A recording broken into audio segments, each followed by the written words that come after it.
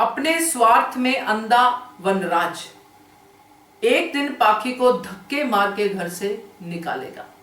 नमस्कार दोस्तों, स्वागत है आपका आपके अपने चैनल हंग्री स्पिरिट्स में। हंग्री स्पिरिट्स देख रहे सारे दर्शकों का मैं अंजू शर्मा दिल से स्वागत करती हूँ। आज एक बात तो क्लियर हो गई कि वनराज के लिए अंश से ऊपर पाखी भी नहीं है। मैंने पहले भी कहा था, मगर आज और क्लैरिटी मिल गई जब वनराज शाह अपनी ही बेटी की उसके दोस्तों के सामने बेइज्जती करता है, जो इतिहास में अभी तक नहीं हुआ है। तो इसके पीछे का कारण तो बता ही दिया वनराज शाह ने, मगर ये कारण यहीं पे खत्म नहीं होगा दोस्तों, आगे भी बढ़ेगा, क्योंकि पाखी भी वनराज शाह की ही बेटी है। चलिए चर्चा करते हैं इसके ऊपर। पहले वही निवेदन, जिन्होंने अभी तक चैनल को सब्सक्राइब नहीं किया है कृपया कर लीजिए, साथ में दोस्तों बेल आइकन दबाइएगा ताकि आपको हमारे वीडियोस के नोटिफिकेशन मिलते रहें। वनराज शाह किसी भी हालत में डिम्पी को हाथों से जाने नहीं दे सकता, क्योंकि डिम्पी के साथ जुड़ा है अंश। अब ये डिम्पी की मूर्खता है कि वो ये सब बातें सहती जा रही है और करती जा रही है। रास्ते खुले हैं मगर चूज नहीं कर रही है। यहां तक कि पाखी के दोस्तों को भी नजर आ गया कि ये तेरी भाभी की उम्र क्या है, इसकी तो दूसरी शादी हो जानी चाहिए।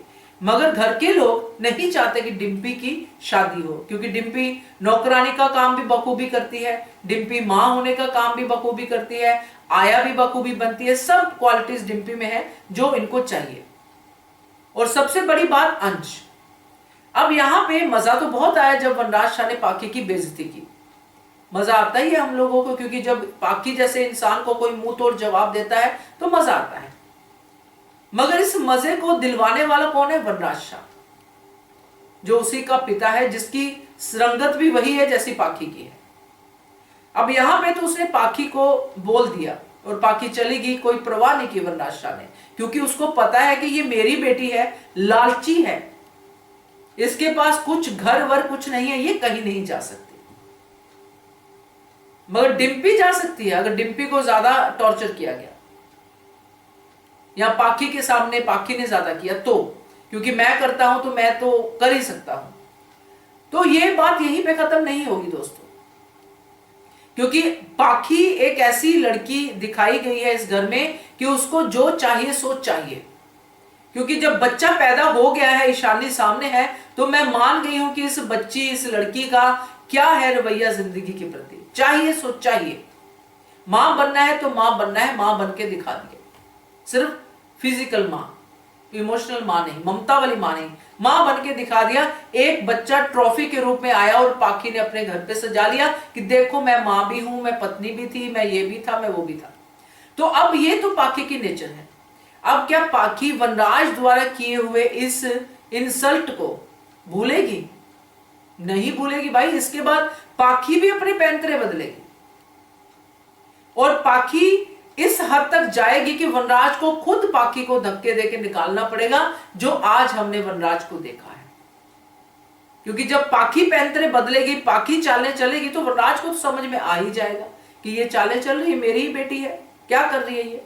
क्योंकि पाखी को ये नहीं पता कि वनराज शाह अंश के पीछे सब कुछ छोड़ सकता है।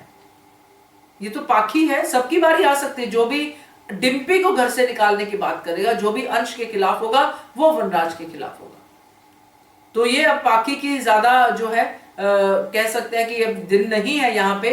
अब जल्दी ही पाखी और वनराज के बीच में तनातनी होने वाली है, जिसका रिजल्ट ये होगा कि पाखी को वो कह देगा कि तुम यहाँ पे रहना चाहती हो तो ऐसे ही रहना पड़ेगा, डिम्पी तुम्हारी नौकरानी नहीं बनेगी। और ये बात पाखी को बिल्कुल हजम नहीं होगी दोस्तों। तो फिर वही होगा जो घर से निकालने वाला, पहले भी अटैची पाखी का वनराज शाह ने बाहर फेंका था, फिर से फेंक देगा। तो देखते हैं, क्योंकि ये तो मुझे लग रहा है एक जंग के ऐलान वाली बात। मजा आएगा, क्योंकि अच्छा जा रहा है अब शाह उसका ट्रैक पे। क्या कहते हो आप? कमेंट कीजिएगा। देखते रहिए channel hungry spirits. Thank you so much. Subscribe to our channel by clicking the subscribe button. Click the bell button and enjoy the latest uploads from our channel.